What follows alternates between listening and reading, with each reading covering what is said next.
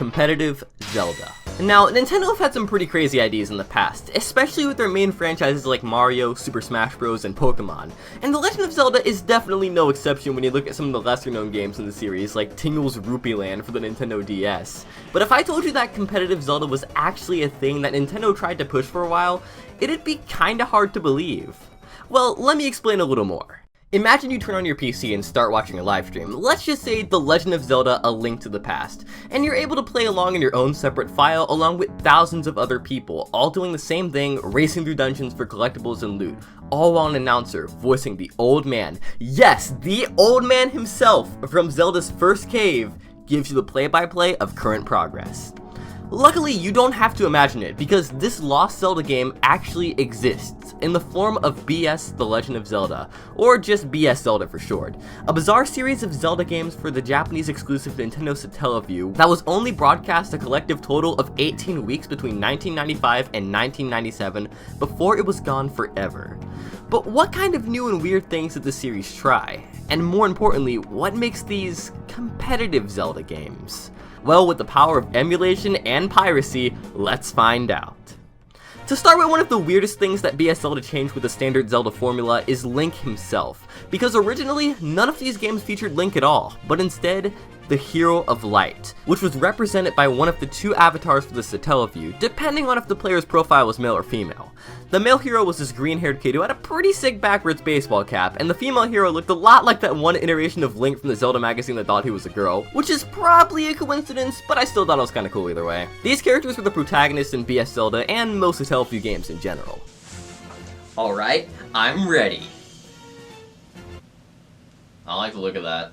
What made the Satellaview games special was that they were all broadcasted live from a satellite, as you could probably guess by the name, where you had to download and play them on a set schedule, and as you played, the timer in the corner would tick down before that episode was over, and you'd have to wait until next time to keep playing.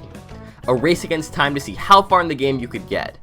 The idea was cool and all, but there's no way you're gonna tell me I get one shot at a dungeon, shops, and a coherent story in an hour. People were lucky to beat Breath of the Wild in under 24 hours, and you're telling me I get one? For speedrunning aside, the time limit aspect did have a lot of really cool mechanics that work with it though. For starters, there were random events that would take place and be triggered depending on what time the game was broadcast. Things like getting unlimited bombs, a random fairy, unlimited sword beams, an OP boomerang that could kill pretty much anything, or all of the enemies on screen just getting collectively oofed at once.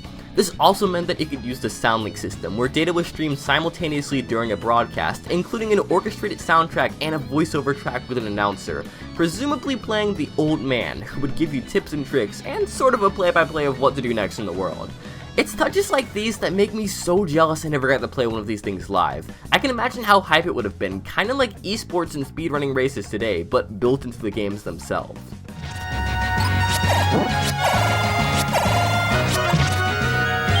商人から物を買うにはルピーと呼ばれるお金が必要だ。爆弾や鍵、ルピーの数は。 But what were the games like to play?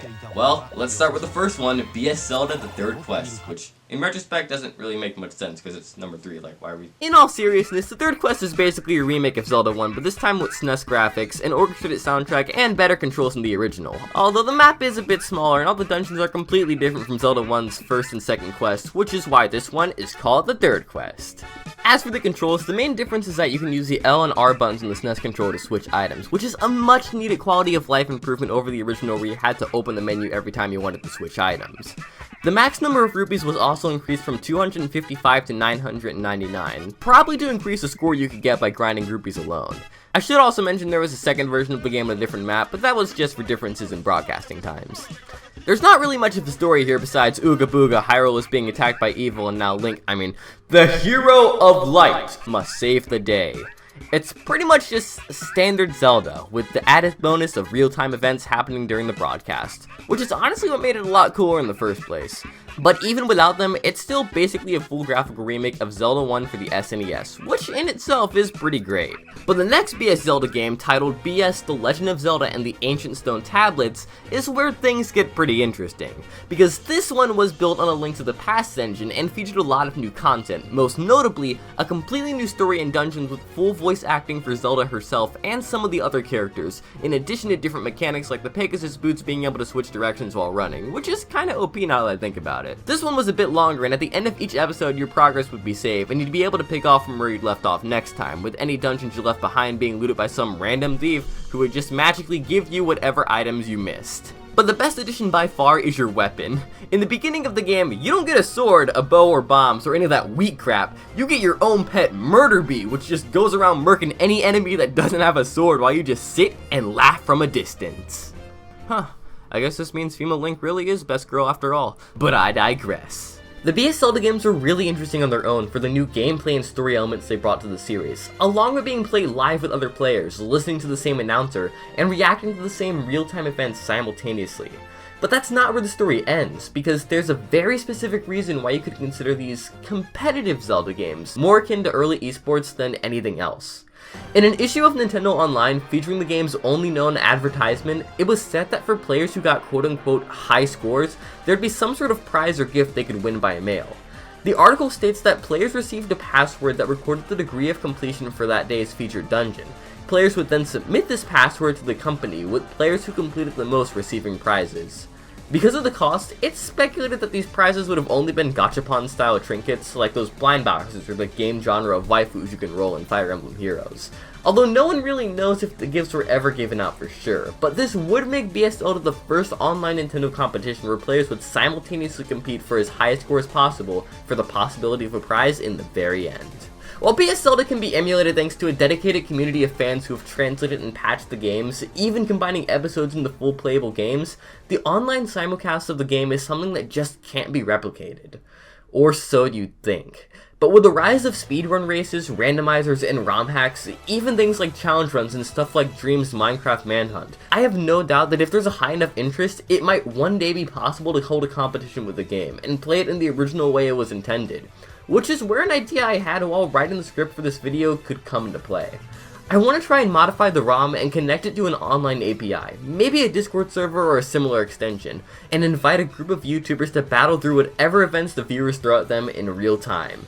So after this video's premiere finishes, I'll have a tweet where you can reply with suggestions for YouTubers who you think I should invite to give this BS Zelda revival a try. If there's enough interest, I think that BS Zelda as a whole could become something pretty great, and I might even learn a few things about ROM hacking in the process. Until then, that's everything to know about BS Zelda, the Zelda game you've probably never played. You can find the ROMs easily if you ever want to give them a try, and if they get popular enough, who's to say the online aspect couldn't one day see a revival as well. Hey everyone, that's all for today. I hope you enjoyed the video, and if you did, let me know by dropping a like down below. It helps the channel out a ton. Or you can leave a comment with suggestions letting me know what you think. And as always, for more videos like this one and the other series on my channel, don't forget to smash that squish or hit subscribe button, because only 6.5% of the viewers on my channel are actually subscribed. So if you want to help increase that number and you like my content, it would definitely help out a lot. Once again, thank you all so much for watching, and until next time, I'll be back in a flash.